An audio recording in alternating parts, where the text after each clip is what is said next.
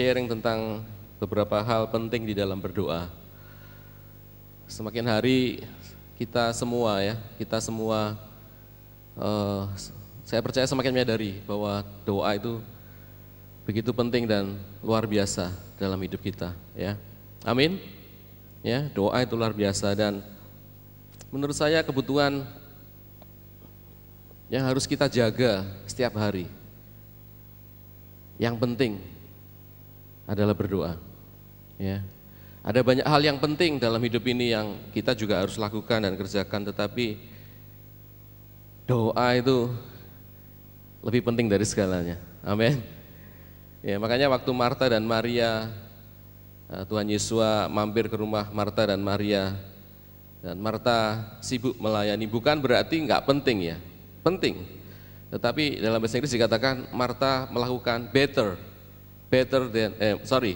Maria melakukan better than Marta. Jadi Maria duduk di kaki Tuhan mendengarkan suaranya.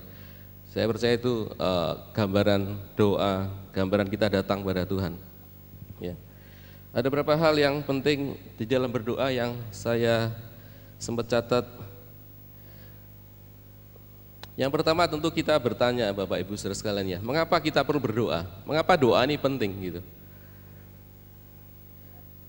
Tentu ada banyak alasan, ya. Mungkin kita bahkan bisa cari 1001 alasan mengapa kita perlu berdoa. Tetapi kalau kita simpulkan adalah karena Tuhan ini menggaransi doa itu sebetulnya, ya. Ada banyak ayat di mana Tuhan itu menggaransi bahwa Tuhan akan menjawab doa kita, ya. Ada banyak orang juga yang akhirnya menyerah berdoa karena mereka merasa doaku nggak dijawab. Apakah benar demikian?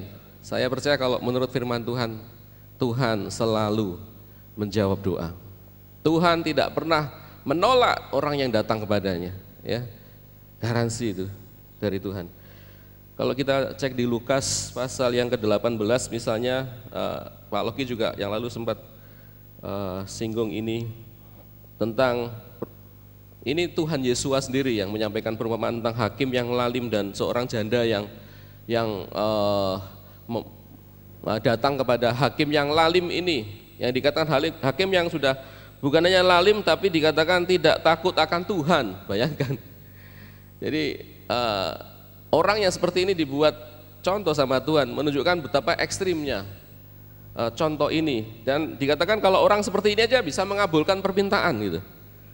Apalagi Tuhan, ya. Tuhan ini kasih saja isinya. Luar biasa, ya. Makanya kalau kita baca ayat Lukas pasal 18 ayat 6 dan 7 saya akan baca buat kita. Sebetulnya saya sudah kutip tapi belum saya tampil.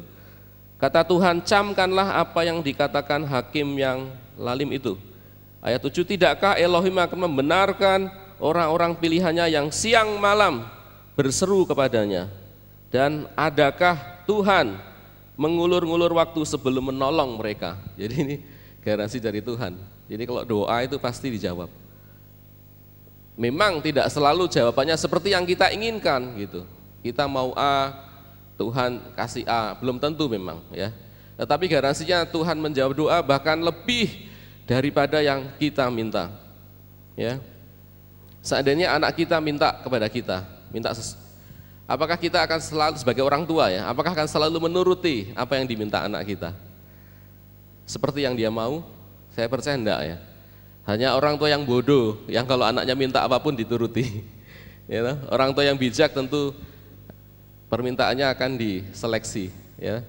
Karena orang tua tahu yang lebih baik, ya. Saya percaya Bapak kita di surga jauh lebih baik daripada kita, apa yang kita pikirkan gitu. Tapi garansi Tuhan adalah Tuhan akan menjawab doa, ya. Juga di Efesus misalnya pasal 3 di sana dikatakan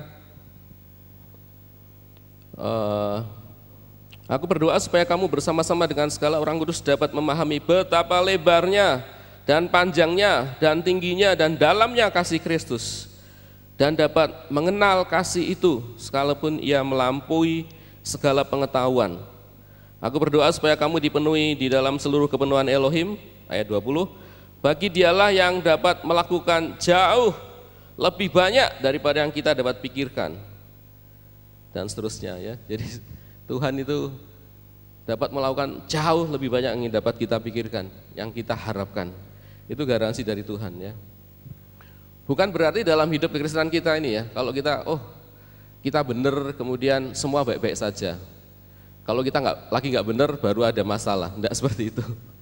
Ya, kita akan menghadapi banyak hal, ya. Karena itu Tuhan juga seringkali juga bahkan izinkan supaya kita datang kepada Tuhan. Menurut saya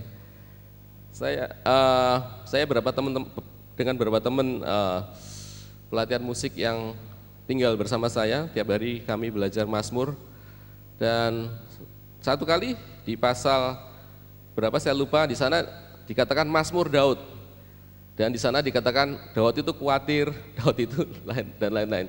Kemudian kami bahas itu ya, kita heran kenapa Daud ini khawatir dan seolah-olah Tuhan meninggalkan gitu dia gitu.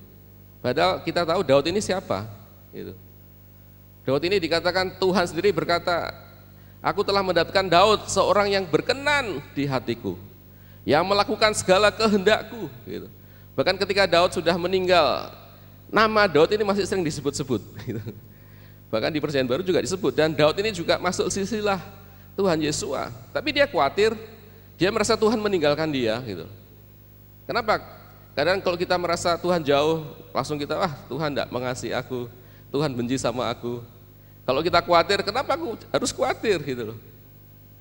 Kenapa Tuhan perlakukan aku enggak sepatutnya, bukankah aku sudah melakukan ini, sudah ibadah dan lain-lain. Seolah kita merasa Tuhan enggak fair, Tuhan enggak adil kalau kita mengalami kesulitan. Dan menurut saya kita mesti belajar sama Daud. Orang yang dikasih Tuhan saja mengalami hal yang seperti itu. Jadi wajar kalau kita mengalami hal-hal yang seolah buruk, tetapi saya percaya ujungnya akan jadi indah buat kita ya. Mungkin tahun lalu atau 2 tahun lalu ya, kami pelayanan di Jogja bersama Pak Loki. Tapi saya bersama Pak Yonatan datang duluan ya, dan kemudian Pak Yo sempat ngajak mampir di salah satu gereja di Jogja itu, di mana waktu itu gereja itu adalah tempat dia beribadah dan melayani waktu masih mahasiswa gitu. Jadi pendetanya sudah tua. Terus saya sempat ngobrol-ngobrol, saya tanya, Pak, apa ya rahasia mengikut Tuhan itu apa? Setelah sekian puluh tahun ini Bapak melayani dan ikut Tuhan dengan setia ini. Gitu. Terus dia bilang, yang paling berat adalah kita ini berserah. Gitu. Maksudnya gimana Pak? Ya, kadang kita merasa diri kita ini penting gitu. Jadi kalau ada hal yang buruk kita protes sama Tuhan. Loh Tuhan, saya kan sudah ini itu, kenapa Tuhan berlaku tidak adil itu? Karena waktu terjadi gempa, gerejanya juga ikut hancur gitu. Dan saat itu titik baliknya dia merasa harus apapun yang dialami termasuk gereja yang hancur ini, dia harus berserah dan dia yakin Tuhan ada bersamanya. Dia bilang itu yang nggak gampang gitu. Dan kadang-kadang karena kita merasa kalau kita baik-baik saja, wah semua pasti baik gitu. Tetapi memang ujung-ujungnya sempat dia bergumul, mungkin sempat protes dan sebagainya, tapi ujung-ujungnya akhirnya setelah gempa itu banyak bantuan, gerejanya lebih besar. Dan tadinya menghadap ke arah yang sini, jadi karena diperlebar menghadap yang ke arah yang lain. Dan menurut saya ini titik baliknya. Kadang kita merasa kita ini penting gitu. Sehingga kalau ada yang buruk, ada hal yang enggak ini, saya ini kan penting, saya ini siapa itu? Kenapa hal seperti ini terjadi sama saya gitu. Daud pun mengalami gitu, ya. Banyak kali kita lihat Daud lagi berperang, keluarganya ditinggal, tetapi kemudian keluarga dan juga keluarga daripada tentaranya ditawan musuh gitu. Tapi Daud berkata dia menguatkan imannya ya, dan akhirnya Tuhan menolong. Jadi hal buruk akan tetap kita alami ya. Karena itu pentingnya berdoa. Untung kita bisa berdoa. Sebetulnya ada klip tetapi nggak tahu ya, saya coba setel ya, kurang jelas. Ini contohnya jawaban ilustrasi bahwa Tuhan itu bisa menjawab doa lebih daripada yang kita minta.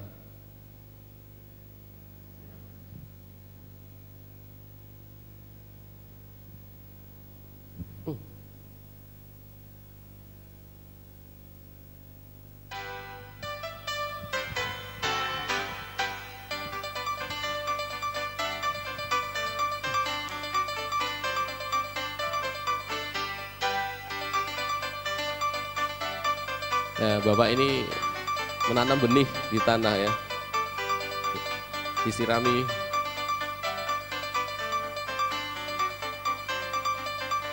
Kemudian dia berdoa, dia doakan benih ini.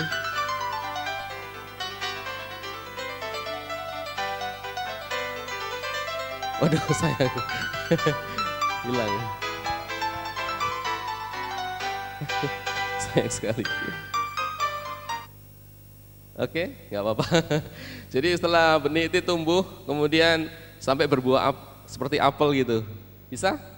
Lanjut. Berbuah apel, ada beberapa apelnya gitu. Tetapi kemudian pohon ini kena badai. Badai tumbang, bahkan pohon ini tercabut dan tersebar kemana-mana gitu. Pohon satu ini.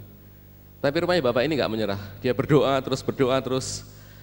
Dan setelah berdoa sekian lama, ternyata dia lihat sekelilingnya, pohon apel yang tadi satu, jadi banyak di sekelilingnya, banyak pohon apel. Karena tadi waktu tersebar oleh kena angin ini, biji-bijinya tersebar kemana-mana. Dan akhirnya tadi yang hanya satu dia berdoa, ternyata jadi banyak belasan pohon apel dan buahnya juga banyak. Itu. Jadi Tuhan itu sanggup melakukan lebih daripada yang kita doakan. Amin. Ya, kalau boleh saya kesan sedikit, yang lalu tempat tinggal saya, ya, yang dari gereja, ya, itu kan plafonnya itu mau runtuh, plafon rumah itu mau runtuh ya. Jadi saya kemudian minta teman cek, mau runtuh, ternyata kena rayap plafonnya ini. Saya berdoa, harapan saya plafonnya diganti aja gitu. Saya harap saya adalah supaya plafon ini diganti karena mau runtuh. Tapi repotnya hari itu lebaran gitu. Jadi tukang-tukang pada nggak ada gitu. Hari terakhir lebaran. Sampai saya setiap hari khawatir karena kalau jangan sampai pas anak-anak di luar plafon ini runtuh gitu loh. Karena kan ada kejadian gitu ya. Jadi plafon runtuh gitu. Saya berdoa, minta saya cuman supaya plafon ini diganti itu aja gitu. Tapi kemudian setelah ada kesempatan ada temen yang ini bisa ngurus, jadi akhirnya plafonnya meruntuh ini dilepas gitu, jadi kosong langsung ke ini ya, jadi nggak ada plafonnya untuk sementara. Tapi kita berdoa supaya bisa ganti itu. Tapi kemudian saya sempat menghadap Pak Loki dan akhirnya Pak Loki, jangan plafonnya diganti, direnovasi sekalian saja. Dan sekarang jadi besar rumahnya ini, sampai wah rumahnya jadi bagus ya, besar ya. Tapi harapan saya sebenarnya hanya plafon ini diganti gitu loh. Saya nggak berpikir bahwa mau full di tingkat 2 lantai gitu.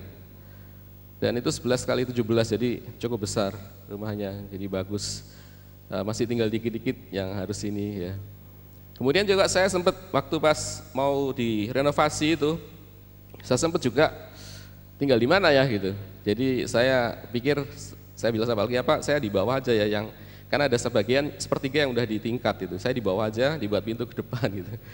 Tapi ternyata nggak bisa, harus pindah gitu. Jadi setiap hari saya berdoa, Tuhan di mana ya itu. Saya sempat tiap hari keliling, kalau sebelum ke kantor saya kadang mampir di mana, saya lihat. Kalau ada dikontrakkan, saya cek, saya telepon, kemana lagi.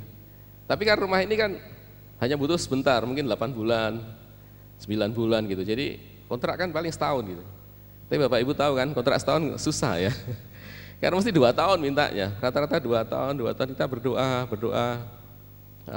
supaya bisa dapat tempat tinggal gitu. Tapi bersyukur lebih dari yang kita harapkan, ternyata ada teman kita Pak Yosa yang di atas. Dia ada tempat tinggal yang kosong dan ngobrol-ngobrol, wah tinggal aja gitu. Dan luar biasa, kita bisa tinggal di sana dengan nyaman ya. Ini proses nanti mau dikembalikan Pak setelah Sukot ini ya. Jadi seringkali kita nggak sangka itu lebih dari yang kita minta, gitu, kita harapkan gitu. Ya, malah waktu berapa ini ya kontraknya di Pak Yosa. Jadi luar biasa. Tuhan bisa menjawab lebih dari yang kita minta. Ya, itu Tuhan kita. Jadi jangan menyerah itu, Bapak Ibu. Berdoa gitu. Saya percaya Tuhan sanggup menjawab. Ya, dan kita yang lalu kita disinggung Tuhan kita ini besar gitu. Besar luar biasa. Tuhan itu besar sekali, ya. Ya lalu kita sering style clip kan tentang betapa besar bumi ini, besarnya kalau nggak salah 12.000 kilometer gitu. 12.000 kilometer bumi ini besarnya. Kita berapa besar gitu. Kemudian matahari itu 1 juta kilometer matahari. Dan bintang yang sekarang ditemukan yang terbesar yang sekarang ini bisa ditemukan oleh para ahli itu diameternya itu 2 miliar kilometer, bayangkan. Makanya kalau kita baca di Mazmur ya, kita baca di Mazmur yang lalu sempat dikutip sama Pak Waki juga waktu Minggu sore, Mazmur pasal 8 ayat 4, saya bacakan buat kita, Mazmur 8 ayat 4. Jika aku melihat langitmu, buatan jarimu, bulan dan bintang-bintang yang kau tempatkan, apakah manusia sehingga engkau mengingatnya, apakah anak manusia sehingga engkau mengindahkannya gitu. Jadi ini Daud berkata, jika aku melihat langitmu, bulan, bintang, buatan jarimu. Kalau bulan bintang besarnya segitu, matahari itu bintang paling kecil. Itu diameternya 1 juta kilometer. Jari Tuhan itu dikatakan buatan jari. Jari Tuhan besarnya seberapa gitu. Dan kalau semesta ini besarnya segini, masa Tuhan besarnya seperti kita? Masa bisa? Kalau Tuhannya hanya sebesar kita dan menciptakan semesta yang begitu besar ini. Jadi Tuhan bukan sebesar kita menurut saya itu. Tuhan tuh lebih gede jauh dari yang kita bayangkan. Gitu. Makanya kalau dia berbicara dikatakan suaranya seperti guntur gitu. Menggelegar suaranya. Kalau Tuhan itu kecil kan suaranya kecil kayak kita. Ya toh, harimau kenapa suaranya besar? Karena harimau besar gitu. Jadi Tuhan itu besar gitu, kita nggak sanggup mikir gitu, Tuhan itu besarnya seberapa.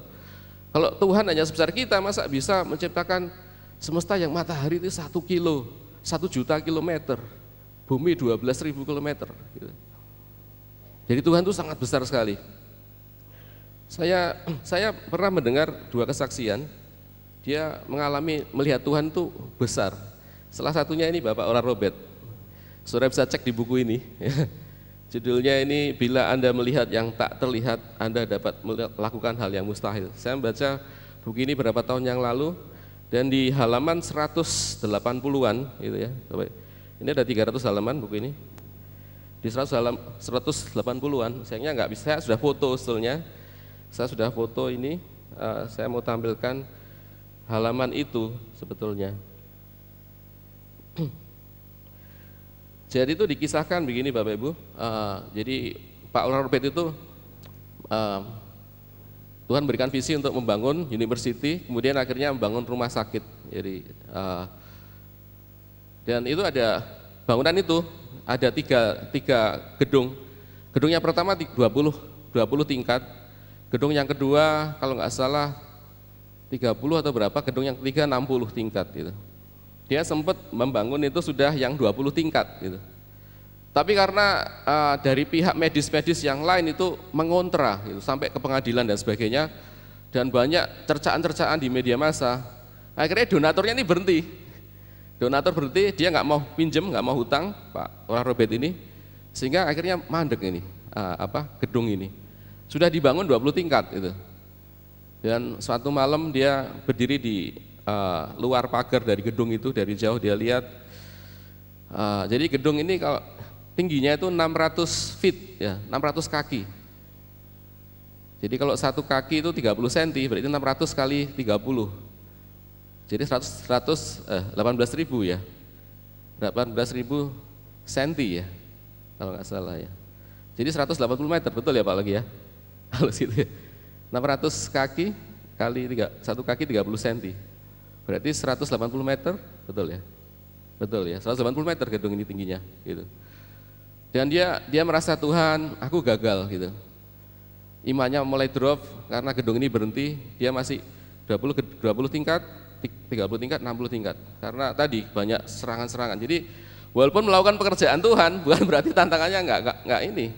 Sampai dia berapa kali itu di buku ini diceritakan dia berapa kali mau berhenti. Gitu. Termasuk salah satunya waktu di masalah gedung ini dia mau berhenti gitu. Jadi tantangannya banyak. Bahkan dari orang-orang percaya juga tantangannya besar. Sampai donatur pada berhenti, dia pikir tutup gitu. Sudah kayaknya gedung ini sia-sia gitu. Sudah mangkrak. Tapi gedung yang 20 lantai itu waktu malam dia datang sendirian, dia di mobil, tangannya masih di mobil sebagian, dia di luar, dia mulai menangis gitu. Kemudian dia berdoa sama Tuhan, berdoa apakah ini dilanjutkan atau gimana gitu loh. Maksudnya ini kalau dari Tuhan kenapa kok nggak bisa selesai gitu. Tetapi kemudian tiba-tiba dia itu melihat Tuhan Yesus itu muncul dari belakang gedung gitu. Dan menurut ini ya, menurut buku ini, Tuhan Yesus itu tingginya 900 kaki gitu. Jadi Tuhan Yesus itu membungkuk, dia pegang gedung ini bawahnya dan diangkat gedung ini. Dan Tuhan berkata sama dia, sama Pak orang Robert ini, lihat gedung ini mudah aku angkat, masa aku enggak bisa menyelesaikannya gitu. Jadi Bapak bisa cek di sini.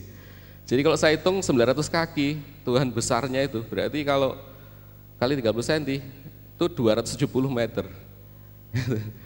Jadi dan kemudian ini malah waktu dia sampaikan ini kesaksian ini karena Tuhan bilang sampaikan apa yang kamu, maksudnya Tuhan apa yang harus lakukan ini, karena berhenti. Hubungi lagi donatur, sampaikan apa yang kamu alami, lanjutkan gitu. Tapi malah waktu disampaikan malah beberapa yang skeptis, yang tidak percaya hal-hal rohani gitu, malah menyerang ganti juga gitu. Tapi ya tetap lanjut gitu. Dan akhirnya saudara tahu ya selesai semua gitu. Sampai sekarang masih luar biasa hasil penelitiannya walaupun sudah meninggal Pak Oral Robert ini. Jadi yang kedua saya mendengar satu kesaksian seorang pemudi ya, waktu dia lagi mabuk dan ini dia dipanggil Tuhan tetapi tidak mau, jadi meninggalkan Tuhan gitu. Satu kali dia lagi nyetir kendaraan, ada videonya sebetulnya, cuman saya nggak sempat ini. Tiba-tiba mobilnya nabrak jembatan, dan waktu nabrak jembatan ini sungainya itu dalam sekali. Kalau nggak salah ingat ya, saya lupa, mungkin sekitar 100 meter. Dan waktu dia mobilnya mau jatuh, tiba-tiba dia toleh belakang ada tangan besar, yang sosok yang besar setinggi jembatan itu dan menahan mobilnya ini. Dan gara-gara itu dia bertobat dan akhirnya kembali sama Tuhan orang ini. Dan itu cerita sendiri. Videonya, ya boleh percaya boleh enggak, tapi secara logika saja loh ya. Kalau bumi ini 12.000 kilometer, matahari 1 juta kilometer, ada bintang-bintang yang miliaran, masa Tuhan itu kecil? Tuhan itu gede, luar biasa ya. Kita nggak sanggup memikirkan gitu. Malah akhirnya Bapak Oral Robert ini ketika orang-orang skeptis tentang pengalamannya dia itu, kemudian dia di halaman berikutnya dia bilang, dia mengutip Wahyu 1 ayat 7 itu, yang dia kutip gini, saya akan bacakan ya. Jika mengingat kembali saat saya melihat Yesus setinggi gedung yang belum selesai tersebut dan seterusnya ya.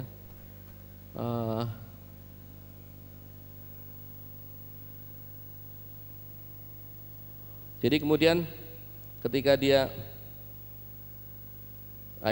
kutip Wahyu 1 ayat 7, ketika Tuhan Yesus kembali untuk berperang dalam peperangan Armagedon dengan para pengantin kudusnya, maka Tuhan Yesus akan memenuhi langit dan alam semesta ini. Wahyu 1 ayat 7, lihat ia datang dengan awan-awan dan setiap mata akan melihat dia, juga mereka yang telah menikam dia, dan semua bangsa di bumi akan meratapi dia. Jadi kalau dia datang hanya kecil, semua bangsa nggak akan bisa melihat dia gitu. Saya berharap saya telah membawa keluar hal tersebut. Saya tahu bahwa media massa akan memberitakannya waktu saat itu terjadi ya. Bukan Tuhan Yesus setinggi 900 kaki, tetapi dia yang memenuhi seluruh langit, yang miliaran kali lebih besar dari yang pernah saya lihat. Sampai dia bilang gitu. Jadi dia bilang Tuhan akan datang miliaran kali lebih besar daripada yang saya lihat gitu. Dia bilang gitu. Jadi Tuhan kita ini sanggup ya. apapun yang kita doakan, dia sanggup melakukan. Amin. Jadi yang ragu-ragu, wah doa kok nggak dijawab-jawab gini, doa kok nggak dijawab-jawab, doa terus, jangan menyerah gitu loh, ya, doa terus. Jawaban pasti datang, bahkan mungkin lebih yang dari kita minta. Gitu.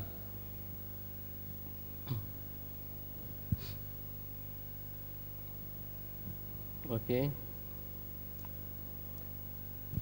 Poin yang kedua yang saya catat ya. Jadi yang pertama tadi Tuhan menggaransi, Tuhan akan menjawab doa kita. Ya, itu poin yang penting yang perlu catat. Tuhan menggaransi menjawab doa kita, bahkan lebih dari yang kita minta. Yang kedua, kalau mau berdoa, sediakan waktu yang cukup. Itu kunci. Gitu. Jangan tergesa-gesa dalam berdoa. Kenapa kita mesti sediakan waktu yang cukup? Gitu. Di Matius 26 ayat 40 di sana, setelah itu ia kembali, Tuhan Yesus, kepada murid-muridnya itu dan mendapati mereka sedang tidur. Dan ia berkata kepada Petrus, tidakkah kamu sanggup berjaga-jaga 1 jam dengan aku? Ini ada kata-kata 1 jam ya. Dan ada hamba Tuhan, ini kan 1 jam 3 kali bolak-balik, jadi mesti 3 jam gitu. Doanya. Tapi intinya waktu yang cukup, jangan tergesa-gesa gitu. Kenapa kita jangan tergesa-gesa kalau doa gitu loh. Kenapa jangan tergesa-gesa? Supaya kita bisa berdoa 2 arah gitu Bapak Ibu. Jadi jangan doa hanya 1 arah. Kalau tergesa-gesa pasti 1 arah, ngomong-ngomong amin selesai. Itu. Belajar berdoa 2 arah. Karena itu perlu waktu. Ya, kita perlu waktu. Jadi kunci untuk kita berdoa 2 arah itu apa? Kita mesti belajar menanti-nantikan Tuhan. Ada banyak ayatnya, menunggu-nunggu Tuhan. Mazmur pasal 5 ayat 4 di sana dikatakan, Tuhan, pada waktu pagi Engkau mendengar seruanku. Pada waktu pagi aku mengatur persembahan bagimu dan aku menunggu-nunggu. Gitu. Jadi ini Daud belajar menunggu-nunggu. Jadi setelah kita ngomong ini, jangan ngomong terus. Pokoknya doa itu ada 2 aspek, ngomong dan mendengar. Gitu. Ya, itu mesti dijaga. Jadi kalau hanya ngomong saja, doa kita akan 1 arah. Dan memang butuh waktu. Menunggunya ini kita nggak tahu berapa lama. Ya, kadang mungkin bisa 15 menit, menunggunya saja bisa setengah jam, mungkin bisa 1 jam. Ya, itu yang saya alami dan saya lakukan. Jadi kadang kita mesti menunggu gitu loh. Ya.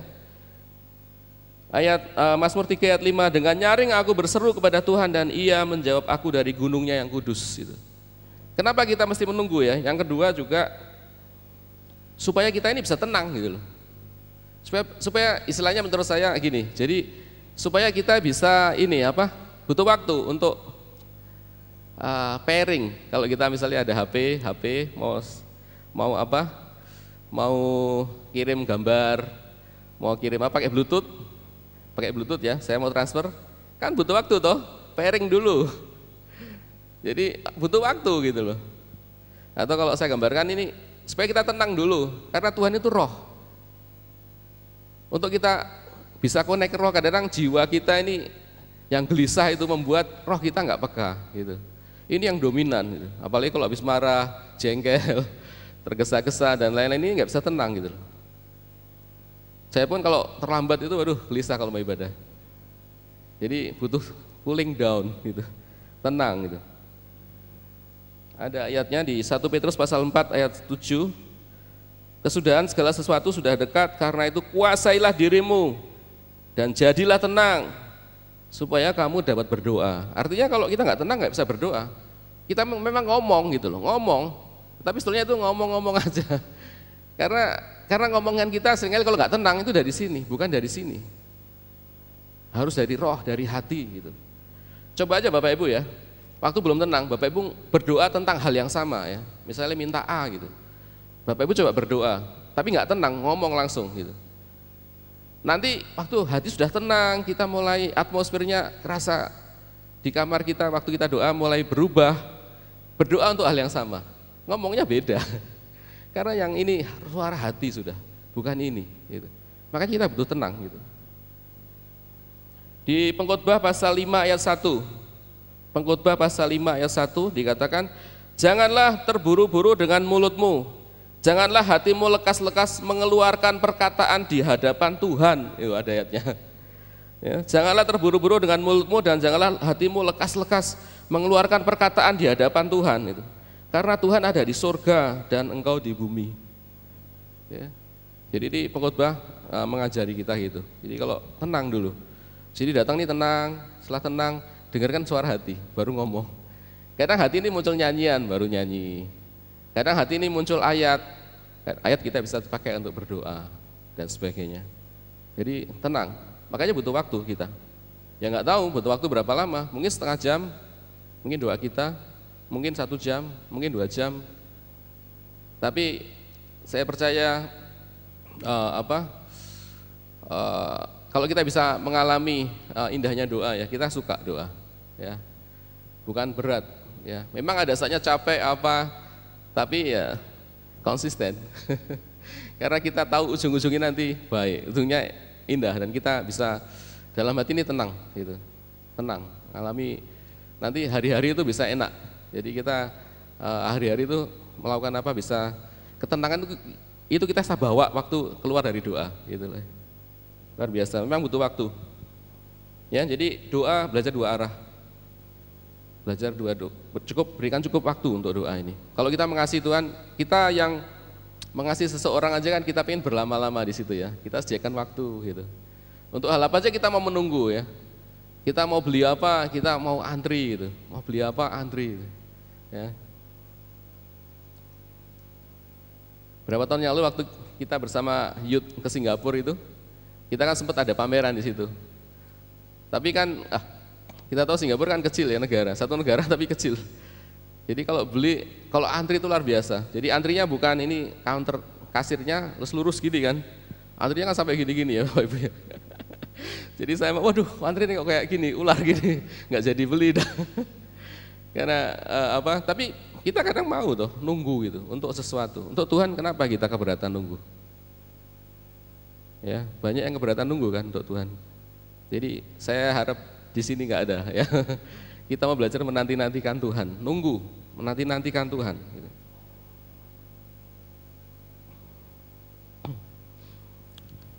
Yang terakhir, yang bagian ketiga. Tadi yang pertama Tuhan menggaransi, Tuhan akan menjawab doa kita. Ya, Bapak Ibu bisa baca Kejadian sampai Wahyu, Bapak Ibu bisa bolak-balik cek, Tuhan menjawab doa. Ya, yang kedua, yang diingat, sediakan cukup waktu supaya bisa doa 2 arah, supaya hati bisa tenang, ada waktu untuk menenangkan hati. Kedua, supaya bisa mendengar suara Tuhan. Gitu.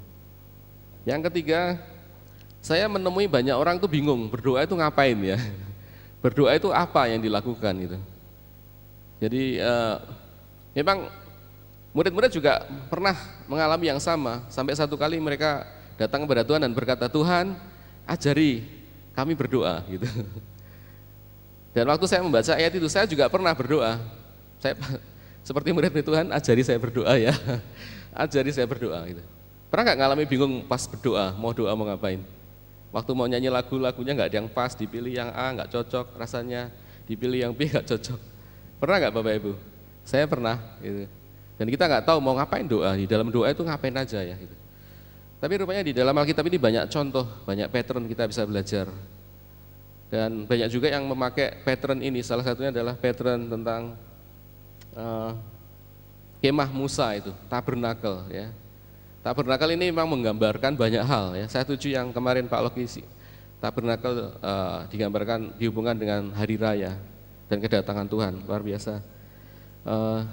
Sesuatu yang baru ya. Saya juga oh iya bisa ini ya. Doa ini juga gitu, kita ternyata bisa ada pattern yang kita bisa belajar di firman Tuhan gitu. Jadi yang mungkin tidak harus persis seperti ini ya, tapi paling tidak poin-poinnya, prinsipnya Bapak Ibu bisa tangkap di situ ya. Jadi kalau kita lihat kemah suci itu ada 3 bagian, ada halaman, ada ruang suci, ada maha suci. Maha suci ini gambaran hadirat Tuhan gitu, pribadi Tuhan. Dan kita waktu mau masuk ini di situ ada perlengkapan di dalam halaman dan di ruang suci untuk kita mendekat kepada hadirat Tuhan gitu. Dan rupanya ini bisa jadi gambaran gitu. Dan saya senang di sini waktu ibadah ada perjamuan kudus gitu. Karena perjamuan kudus ini menggambarkan pengorbanan Tuhan ya. Jadi di halaman itu ada korban mezbah bakaran, itu waktu binatang-binatang dikorbankan, itu sekarang gambaran dari Tuhan Yesus yang dikorbankan. Jadi waktu doa pertama Bapak Ibu bisa menggambarkan ini mezbah korban bakaran itu ya. Saya biasanya waktu doa pertama ini saya mengingat korban Tuhan. Di Ibrani dikatakan kita bisa datang ke hadirat Tuhan itu hanya melalui darah Tuhan Yesus. Gitu. Saya kadang-kadang cari konkordansi, saya ketik darah, itu Perjanjian Baru muncul kata darah. Dan kemudian saya berdoa, Tuhan terima kasih untuk darah-Mu.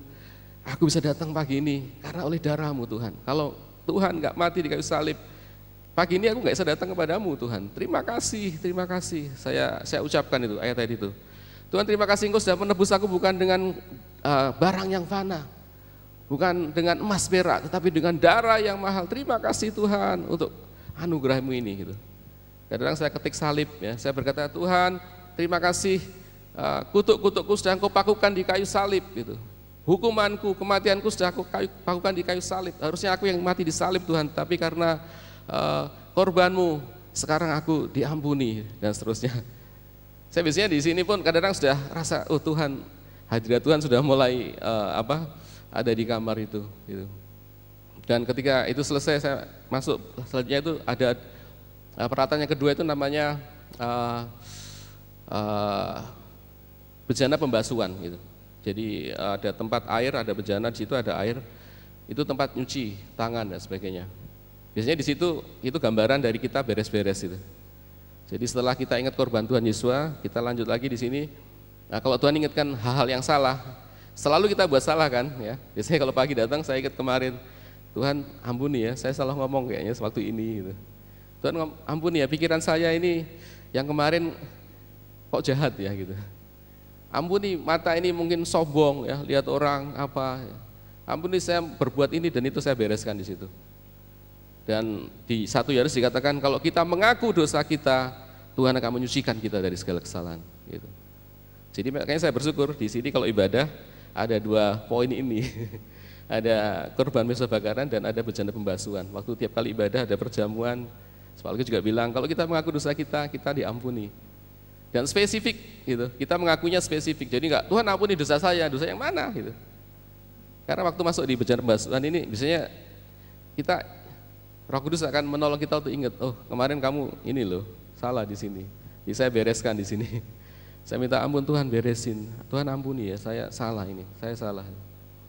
Dan setelah masuk pelataran ini kita masuk ke ruang suci, itu ada pelita. Pelita ini gambaran Roh Kudus. Gitu. Roh Kudus saya juga biasanya saya berdoa mengutip ayat-ayat yang ada di Firman Tuhan tentang Roh Kudus. Kadang saya ketik roh. Saya ketik situ banyak ayat, di situ saya jadikan doa. Terima kasih Tuhan untuk Roh Kudus yang menolong saya. Roh Kudus tolong saya, gitu. Mampukan saya untuk mengenal Engkau. Mampukan saya untuk mematikan keinginan daging ini, Roh Kudus. Gitu. Saya perlu Engkau tolong. Jangan tinggalkan saya. Tinggal di bait ini, di rumah. Jadikan tubuh saya ini, hidup saya ini rumah-Mu. Terima kasih Roh Kudus. Berikan saya karakter-Mu. Berikan saya buah kasih, berikan sukacita, berikan damai sejahtera, kesabaran-Mu, kemurahan-Mu, kebaikan-Mu, kesetiaan-Mu, kelemah lembutan-Mu, penguasaan diri-Mu, saya ucapkan itu. Tolong saya supaya ngerti firman Tuhan dan sebagainya. Jadi bersekutu dengan Roh Kudus. Ambil alih hidupku Roh Kudus, berikan aku karunia-Mu, berikan aku kuasa untuk mengalahkan setan-setan, berikan aku kuasa untuk melakukan mujizat dan sebagainya. Jadi saya bersekutu dengan Roh Kudus itu. Kemudian berikutnya itu kita masuk ada namanya roti sajian di ruang suci itu. Roti sajian ini gambaran firman Tuhan. Dan itu kesempatan kita salah satunya mendengar suara Tuhan. Ya. Kadang-kadang sementara perjalanan ini tiba-tiba muncul ayat, sementara kita berdoa itu muncul ayat, saya buka ayat itu yang berbicara itu. Dan saya renungkan, kadang saya banding-bandingkan dan saya kadang ketik-ketik apa yang saya dapat. Gitu. Itu roti sajian. Itu gambaran firman Tuhan. Makanya ada firman dan roh sering ditekankan di sini. Jadi itu Kadang firman ini yang dibukakan ini begitu membuat kita penuh, rasanya penuh hati ini dan meluap-luap seringkali. Dan kita makanya ada lagunya Aku Kan Terbang itu karena firman Tuhan yang dibukakan gitu. Jadi luar biasa. Dan yang terakhir itu ada Mesdah Dupa. Itu menurut saya itu gambaran dari doa syafaat. Saya bisa di situ diingatkan apa saya doakan. Tuhan doa untuk si A, doa untuk si B, doa untuk si C dan seterusnya gitu. Dan itu kalau dilakukan ya, waduh, kita nggak bingung doa itu mau ngapain ya gitu. Jadi kita ada poin-poin yang jelas gitu. Ya walaupun tidak harus seperti itu, tapi ini bisa kita belajar. Memang kadang-kadang nggak selesai waktu yang saya sediakan itu, karena setiap pagi jam 6 saya mesti udah antar anak saya sekolah gitu. Jadi kadang sampai saya nggak selesai doanya. Cuman kadang di jalan saya lanjutkan. ya. Dan yang paling terakhir yang saya mau tambahkan adalah kemudian kita akan bisa membawa api doa. Saya katakan api doa ini dalam hidup sehari-hari kalau kita lakukan ya. Ini bukan hanya teori Bapak Ibu, saya sudah mempraktekkan ini dan saya mengalami hasilnya ya. Jadi sehingga setiap kali ini kita keluar dari doa itu api itu ada gitu, atmosfer doa itu kebawa gitu. Ada yang bilang, oh saya enggak perlu kayak gitu, saya doa di mana saja saya berdoa. Tapi ada apinya enggak gitu masalahnya. Karena api itu seringkali kita dapat waktu di sini. Gitu. Jadi kita itu sabar ngomong sama orang, enggak sembarangan ngomong, walaupun kadang-kadang juga masih salah ngomong namanya manusia, tetapi lebih ada api doa itu. Kalau salah langsung dek di sini sudah kerasa. Jadi saya bawa api itu hari-hari. Dan kalau saya miss ini, saya gelisah waktu hari-hari. Gitu. Dan ini kita bawa api itu kita bisa bawa api nih doa ini. Jadi apa-apa rasanya kita masih ada dalam hadirat Tuhan. Kita rasa itu. Ya. Jadi ini saya mau share supaya nggak banyak orang nggak bingung doa ini ngapain ya gitu. Kita bisa ada poin-poin. Mungkin bisa ada yang belajar dari yang lain-lain, dari metode yang dicontohkan firman Tuhan. Ada yang memakai doa Bapa Kami, ada yang memakai Mazmur dan sebagainya. Tapi ini mungkin bisa salah satu yang kita bisa gambarkan untuk kalau kita pengen doa. Ya, dan nanti api ini luar biasa. Menurut saya salah satu cara kita berjaga-jaga, dikatakan berjagalah dan berdoalah gitu. Ketika berdoa, kita bisa berjaga-jaga karena api doa ini kita bawa dalam hidup kita sehari-hari. Gitu. Memang awal-awal pertama mungkin nyoba berat ya, apalagi saat menunggu. Saya biasanya kalau datang, saya tenangkan dulu gitu. Kadang-kadang waktu tenang gini, mau doa malah ngantuk ketiduran. Ya, pernah juga, tapi ketika saya bangun saya lanjutkan lagi. Pernah waktu pas lagi berusaha menenangkan diri, saya mau tenang, Tuhan saya datang pada pagi ini, tolong Roh Kudus saya berdoa. Ketika pikiran kemana-mana saya arahkan pikiran ke Tuhan, Tuhan tolong saya mau berdoa. Kadang saking capeknya saya ketiduran malah waktu bangun kaget karena mimpi setan. Pernah juga mimpi setan, saya tengking-tengking gitu. Tapi juga banyak pengalaman yang indah. Satu kali waktu saya lagi pagi saya datang mau doa, saya itu seperti kayak mendengar nyanyian gitu. Saya dengar nyanyian kayak nggak biasanya. Saya berusaha hilangkan tuh nggak bisa itu. Yang lagunya itu saya tulis itu. Yang darahnya membebaskan, darahnya memulihkan, darahnya menyucikan, darahnya membebaskan, darahnya memulihkan, darahnya mengampuni dosaku. Itu kayak terngiang-ngiang padahal saya baru duduk di situ. Saya mau hilangkan enggak bisa gitu. Dan saya merasa itu nyanyian yang dinyanyikan waktu itu ya saya dapatnya. Itu orang yang masuk surga itu, nyanyi itu. Mereka bergembira, waduh aku selamat enggak masuk neraka. Karena apa? Karena darahnya menyucikan, darahnya membebaskan, darahnya memulihkan, darahnya mengampuni dosaku gitu. Nyanyian pagi itu. Jadi saya tulis, saya tambahin dengan ayat itu kan, karena manusia enggak ada yang bisa membayar gitu untuk diampuni dosanya, hanya Tuhan Yesus. Jadi banyak pengalaman-pengalaman juga yang indah-indah waktu doa. Dan kalau kita ngalami ini, doanya jadi bergairah ya gitu. Wah nanti ada pengalaman apa lagi ya gitu. Jadi kalau saya dapat lagu saya sering rekam, saya nyanyi gitu. Kadang-kadang saya ajarkan teman-teman kalau kesempatan gitu. Luar biasa ya. Jadi doa yang pertama itu Tuhan menggaransi ya. Jangan menyerah, terus doa. Karena Tuhan pasti menjawab ya. Tuhan itu besar. Ya, besar luar biasa. Ya, kita ini nggak ada apa-apanya bandingkan Tuhan. Dia sanggup. Masalah apa yang sulit sih buat hidup kita? Tuhan sanggup ya. Yang kedua, sediakan waktu yang cukup supaya doa bisa dua arah. Nggak cuma ngomong-ngomong, setelah itu pergi. Ya, ambil waktu untuk menanti-nantikan Tuhan supaya bisa tenang gitu. Karena Tuhan itu roh. Pairing dulu ya, supaya bluetoothnya nyambung. Kalau enggak belum nyambung, masih pairing searching, belum connected, wah udah pergi, nggak jadi deh ya, filenya nggak bisa transfer gitu. Ya, yang ketiga, ya mungkin metode ini bisa dicoba, tapi mungkin ada banyak metode belajar ya. Bila perlu berdoa, Tuhan ajari aku berdoa, seperti murid-murid kan. Kemudian yang keempat, setelah kita selesai doa ini, kita bisa bawa api doa ini dalam hidup kita sehari-hari. Amin.